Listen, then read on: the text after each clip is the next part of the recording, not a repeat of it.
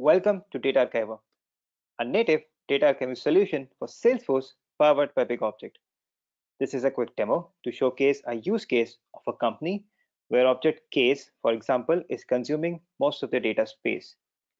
Let's see how DataArchiva helps in reducing storage space and how easy it is to set up. Since DataArchiva archives the data to BigObject, so the data remains inside Salesforce ecosystem. Here's a sample account called TGT FinTech, and I'm going to archive this particular case in this account. This is the case, and this is the case number. To do that, I will go back to Data Archiver tool, and first thing what I have to do is I have to configure an object under which cases will be archived. That would be done using this new button. Now I have already configured case, and now we'll see what are the ways of archiving.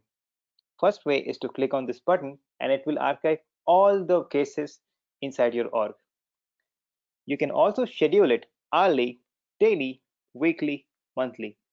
And you can set some filter criteria such as cases that has been closed as status and were created in last 1 year. For this particular case, I'm going to give this case number and I'm going to click on save. Now when I go back to setup and when I go back to this button, it will check the filter criteria.